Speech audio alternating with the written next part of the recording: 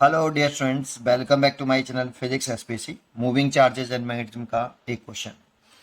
To long straight wires are placed along X axis and Y axis. Long है, they carry current I1 I2 respectively. The equation of locus of zero magnetic field induction in the magnetic field by them. ठीक है, देखो इसमें चार coordinate बन गए, 1 2 3 4।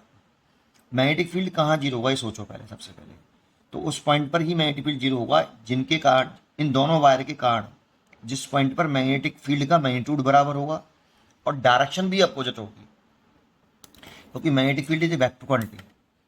Net magnetic field निकालेंगे तो वो सब्ट्रैक्ट होनी चाहिए सबसे पहले, और सब्ट्रैक्ट होने के लिए डायरेक्शन अपोजिट होनी चाहिए, फिर उनका मैग्नीट्यूड भी बराबर होना चाहिए, तभी आपका नेट मैग्नेटिक फील्ड जीरो हो सकता है किसी पॉइंट पर। तो पहले हमें इन चारों क्वाड्रेंट में चेक करना पड़ेगा कि कौन सा पॉइंट है जहां पर मैग्नेटिक फील्ड की डायरेक्शन अपोजिट है। जैसे एक पॉइंट में इधर ले लेता हूं, ये ले लिया, इससे इस वायर से x दूरी पर, ऑरिजिन से x दूरी पर, और ये y, मान लो एक पॉइंट ये ले लिया। तो इस पॉइंट पर अगर मैं मैग्नेटिक फील्ड की डायरेक्शन निकालूं ड्यू टू दिस वायर, है ना, इस वाले वायर की वजह से इस पॉइंट में मैग्नेटिक फील्ड निकालूं, तो राइट हैंड पाम रूल से निकाल लो। तो करंट की डायरेक्शन थंब थंब करंट की डायरेक्शन में दिखाओ, राइट हैंड पाम रूल लगाओ, राइट हैंड, तो थंब करंट की डायरेक्शन में, फिंगर उस पॉइंट की तरफ जिस पॉइंट में मैग्नेटिक फील्ड निकालना है। तो देखो ऐसे, है ना, तो थोड़ा सा इधर साइड कर दूं जिससे वो पॉइंट भी दिखाई दे। और पाम के परपेंडिकुलर, ये पाम ये है, तो पाम के परपेंडिकुलर बाहर की तरफ, पाम से परपेंडिकुलर और आउटवर्ड दिखाना आप मैग्नेटिक फील्ड की डायरेक्शन, है ना। तो इसीलिए मैग्नेटिक फील्ड डायरेक्शन बाहर की तरफ आएगी ऐसे। तो इस वाले वायर की वजह से मैग्नेटिक फील्ड यहाँ पर बना देता हूँ, बाहर आ रही है, यहीं पर बना देता हूँ इस वाले पॉइंट पर, या इधर ही बना देता हूँ, यहाँ नहीं यहाँ बना देता हूँ, ये बाहर आई, इस पर लिख देता हूँ B1 ड्यू टू दिस वाले वायर, क्योंकि I1 है इसमें। अब इस वाले वायर की इसे देखते हैं, तो इसमें राइट हैंड पाम रूल लगाओ, फिर करंट की डायरेक्शन में thumb, finger toward the points. तो पाम के परपेंडिकुलर, तो पाम तो इधर नीचे चला गया, परपेंडिकुलर दिखाओगे और बाहर की तरफ निकलते हुए दिखाओगे तो डाउनवर्ड चला जाएगा। देखो मैग्नेटिक फील्ड ऐसे, तो इसके वायर की वजह से जो मैग्नेटिक फील्ड है वो डाउनवर्ड है इसी जगह पर B2। देखो डायरेक्शन अपोजिट है, तो हो सकता है इस जगह पर नेट मैग्नेटिक फील्ड जीरो हो, दोनों वायर की वजह से। अच्छा, इस वाले पॉइंट पर आ जाए इधर की तरफ, ऐसे ही, इससे x दूरी पर, इससे y दूरी पर, कहीं पे भी इस कोऑर्डिनेट में कहीं पे भी, है ना। इस वायर की इसे देखें तो कंडक्शन ये, finger toward the points, magnetic field ऊपर की तरफ। अपनी उंगलियों को फोल्ड नहीं करते इसमें पाम में, बस पाम के परपेंडिकुलर बाहर की तरफ दिखाते हैं ऐसे, है ना।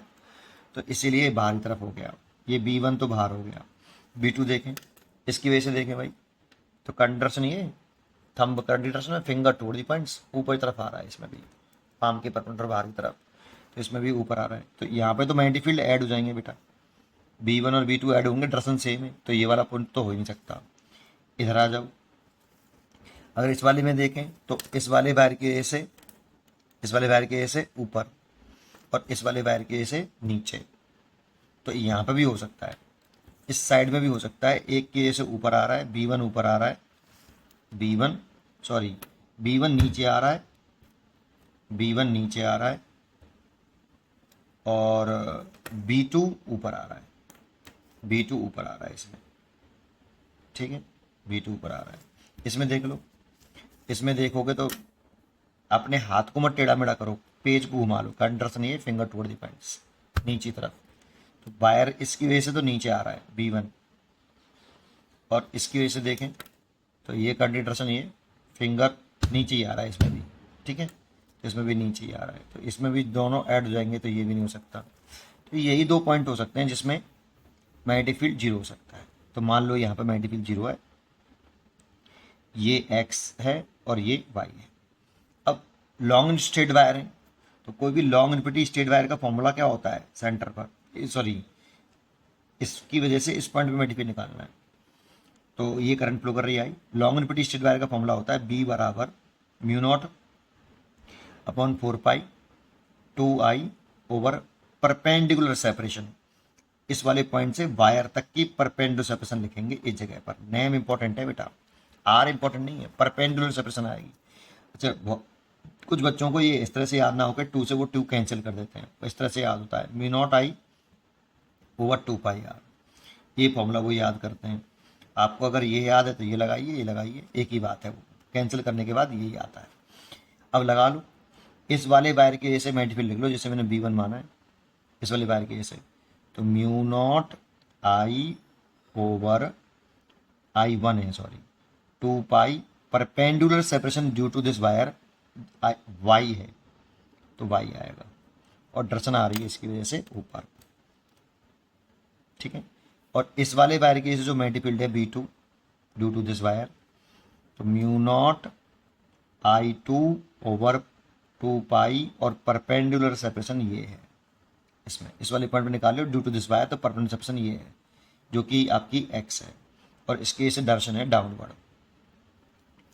अब दोनों मैग्नेटिक फील्ड की डायरेक्शन अपोजिट है, तो नेट मैग्नेटिक फील्ड 0 हो जाएगा, और नेट 0 होगा, बी नेट बराबर B1 माइनस B2, क्योंकि क्वेश्चन में गिवन है कि 0 है, B1 माइनस B2, तो B1 बराबर B2, और B1 और B2 बराबर है, तो वैल्यू पुट कर दें यहाँ पे, mu I1 over 2πy equal to mu 0 I2 over 2πx, 2π से 2π कैंसिल, एंड म्यू 0 से म्यू 0 कैंसिल।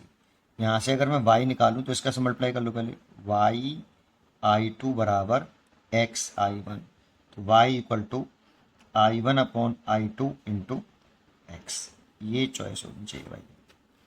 तो इसकी चॉइस हो गई आपकी सी, y बराबर I1 ऊपर है और I2 नीचे है, ये सी चॉइस हो गई।